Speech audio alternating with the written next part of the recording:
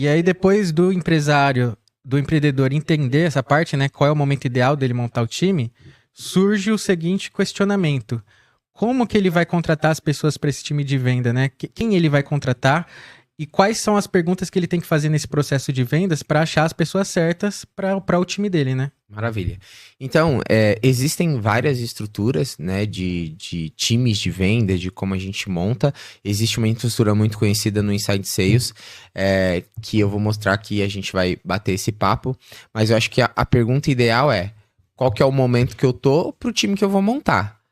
Eu não tenho muitos contatos, não vou ter muitos leads, eu preciso de o quê? Eu preciso de um SDR, um BDR, um farmer e um closer? Não. Você precisa de alguém que tenha conhecimento de vendas, que já tenha trabalhado com isso e que você consiga treiná-lo suficientemente para ele vender o seu produto. Então, se você está começando, não vai ter muito contato, não vai ter muita demanda, você não precisa de muita gente, você precisa de uma pessoa. Beleza, Alex, mas como eu contrato, né? Independente da estrutura que eu vou ter, a gente precisa contratar. Então, muitos empresários erram na forma da contratação. Eu acredito que a contratação é 50% da entrega de um vendedor, porque muitas vezes a gente contrata uma pessoa com um perfil para vender uma coisa que não é do perfil dele. E como que a gente resolve isso?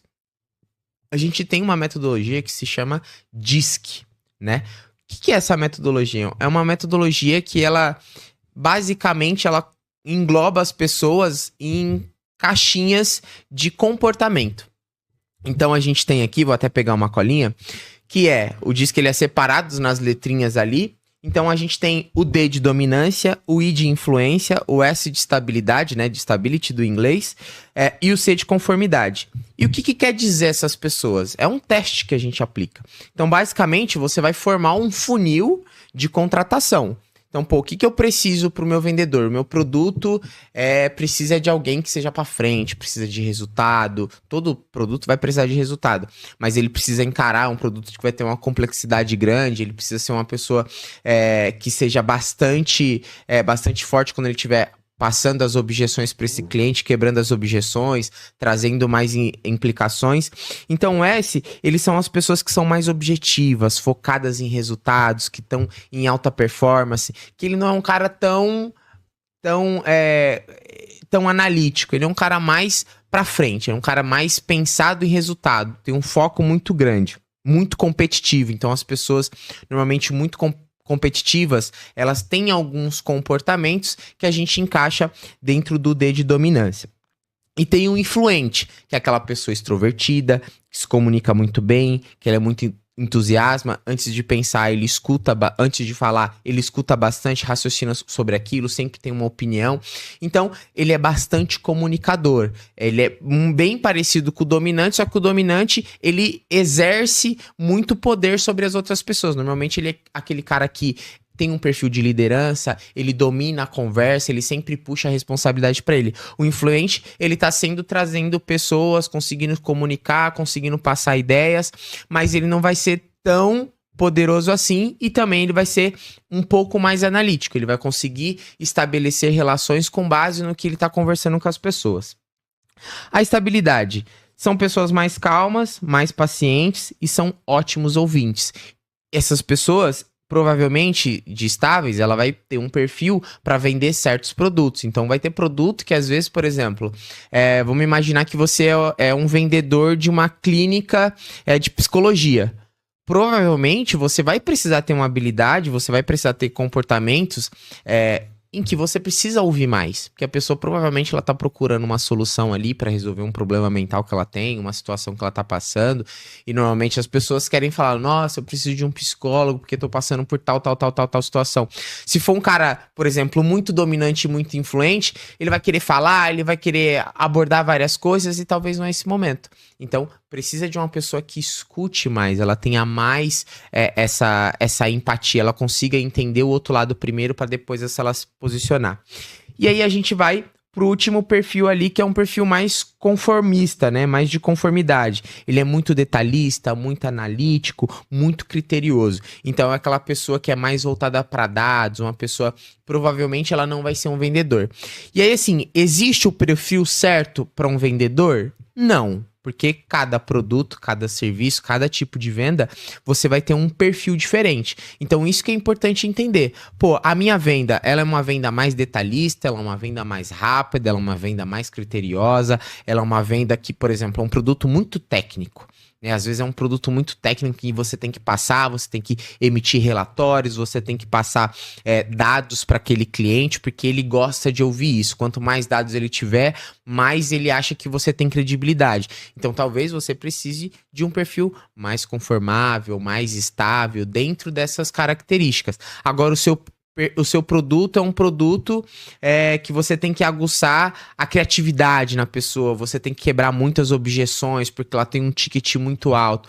Então, você precisa ser mais agressivo, onde o cliente ele sabe que ele precisa, mas às vezes ele não quer tomar uma decisão. Então, esse tipo de venda precisa de vendedores mais agressivos. E normalmente, assim, eu tô explicando aqui que existem produtos e serviços para cada tipo de pessoa, mas normalmente um vendedor, um closer, um cara que fecha vendas, que ele tá preocupado em fazer um bom follow-up, uma boa negociação, aquele cara mais lobo de Wall Street, ele vai ter um perfil muito mais de dominância, né? E ali ele vai querer, que são as primeiras letrinhas, né? Que são o dominante e o influente. Ele precisa ser um bom comunicador, ele precisa ter voz ativa, ele precisa ter habilidade de negociação, ele precisa saber tomar rejeição ali, saber quebrar objeções. Então a maioria ali dos perfis de vendas, de vendedores de closer, ele vai ter o perfil de dominante e influente que a gente chama.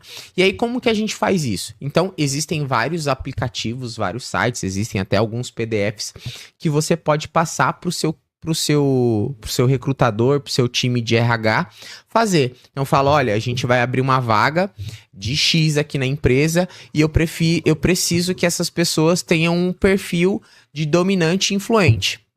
Legal, o teu RH ou você, quando for contratar essas pessoas, você vai ali aplicar esse teste do DISC para as pessoas responderem algumas perguntas. E essas perguntas são perguntas pertinentes ali para identificar. E aí no final, quando ele responde e sai o resultado, você vai ver, pô, esse cara aqui ele tem 70% do perfil dele é dominante, 20% dele é influente, ele tem 10% de conforme.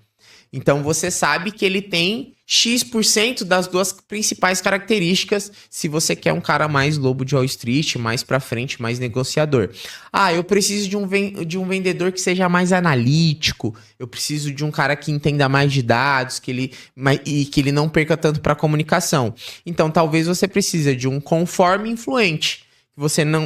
Ele nem vai ter dificuldade de comunicação, mas ele também vai ter muito mais facilidade. E aí você pode pesar ali. Óbvio, você vai ter muito mais facilidade se você tiver um CRM, uma ferramenta que te ajude a entender esses números muito melhor. Porque se você for fazer, por exemplo, tudo no Excel ou tudo no PDF, vai ficar complicado. Imagina se tiver 100 pessoas, 300 pessoas aplicando na sua vaga, vai ficar complicado. O ideal é você aplicar o DISC. Quero contratar um vendedor.